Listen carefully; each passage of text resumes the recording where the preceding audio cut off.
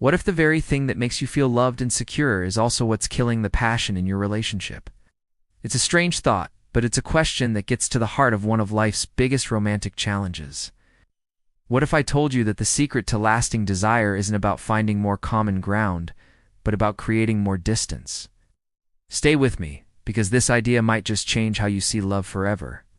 Today, we're diving into the groundbreaking work of psychotherapist Esther Perel, particularly her 2006 masterpiece, Mating in Captivity.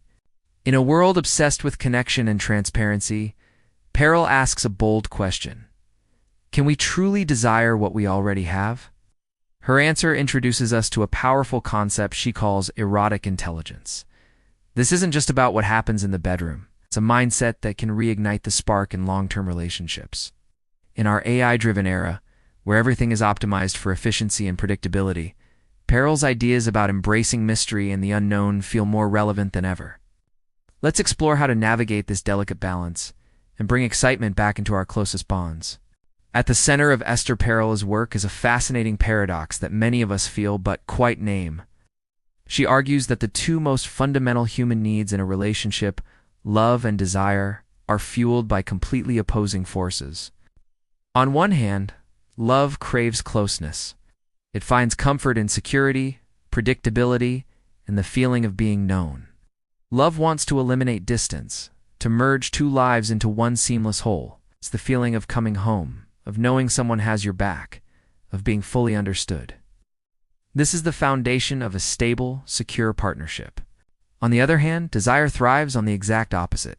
Desire is energized by mystery, distance, novelty, and a touch of risk. It needs another to long for, a person who remains slightly out of reach, someone you can't fully possess or predict.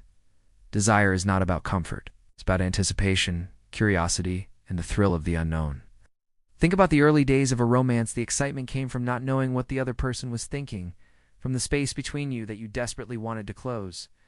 This is the core conflict.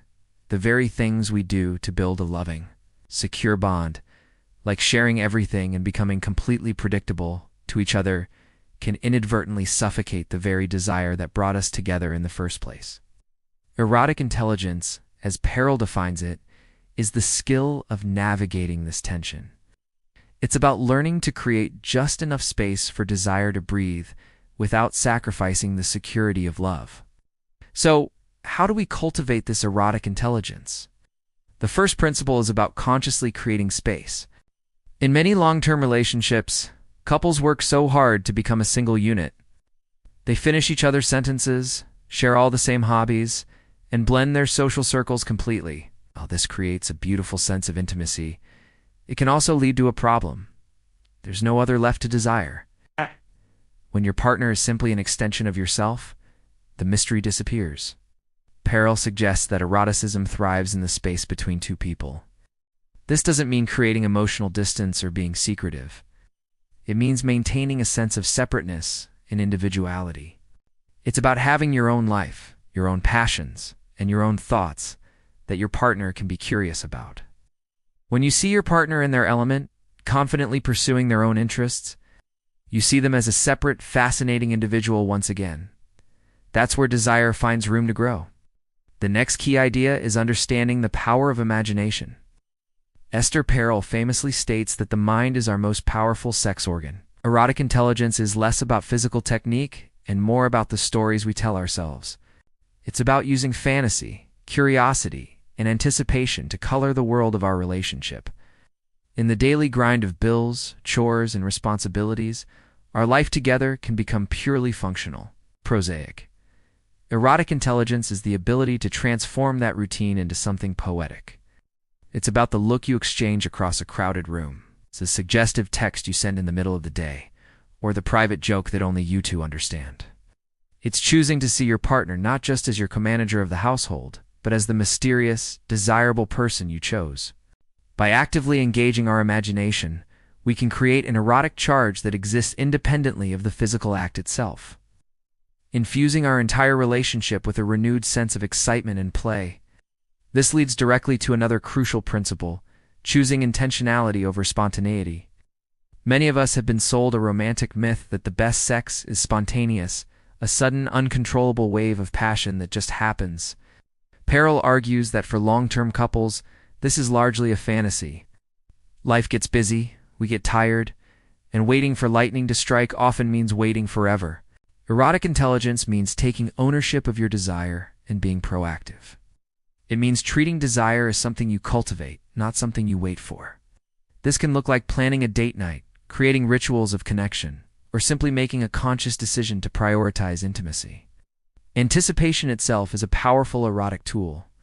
The build-up to a planned encounter can be even more exciting than a random, spontaneous moment. By being intentional, you are sending a clear message to your partner and to yourself.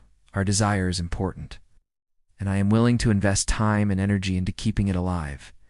It's a shift from being a passive recipient of passion to being an active creator of it. Another fascinating and perhaps more challenging principle is the idea of embracing play and even a little bit of politically incorrect power dynamics. Perel observes that while a healthy relationship is built on principles of equality, fairness, and mutual respect, what she calls good citizenship, the erotic world doesn't always play by the same rules. Sexual excitement often thrives on dynamics that are forbidden in our day-to-day life. Power exchange, role-playing, and even playful selfishness. This isn't about disrespect or harm.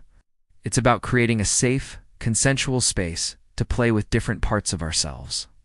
It's the freedom to be dominant or submissive, to be the taker or the giver, to step outside the neat and tidy roles of equal partners. This kind of play introduces an element of risk and novelty that is incredibly stimulating.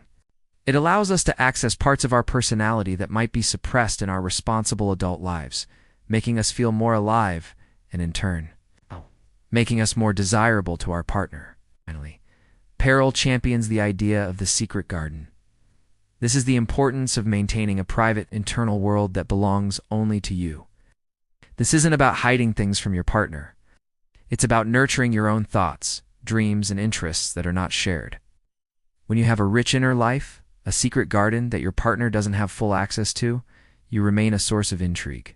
They can wonder what you're thinking, what you're passionate about, and what makes you tick. This prevents what Perel calls fusion, a state where two people are so enmeshed that they lose their sense of self.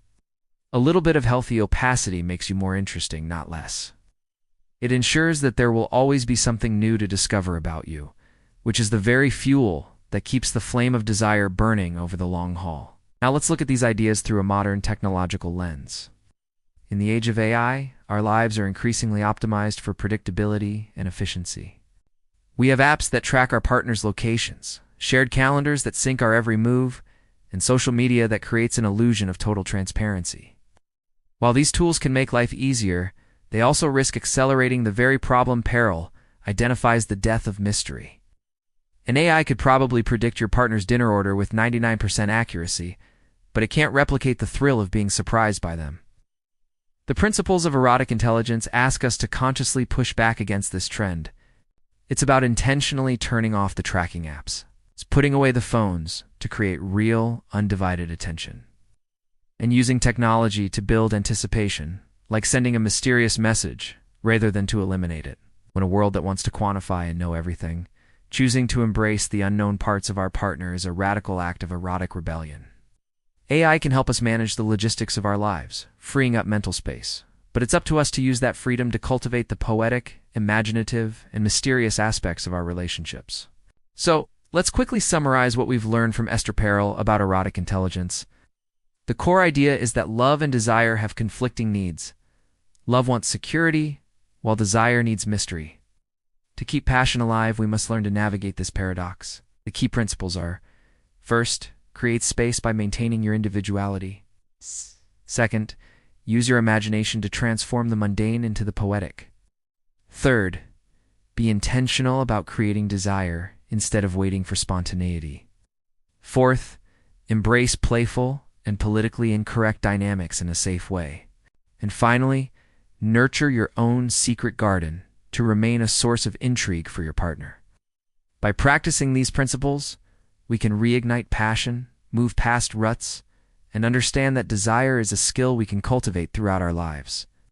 What are your thoughts on this? Does the idea of creating distance to fuel desire make sense to you, or does it feel counterintuitive? And if you found these insights valuable, don't forget to hit that like button. Subscribe to DreamAIReview for more deep dives into transformative ideas, and share this video with someone who might need to hear it. Thank you for watching.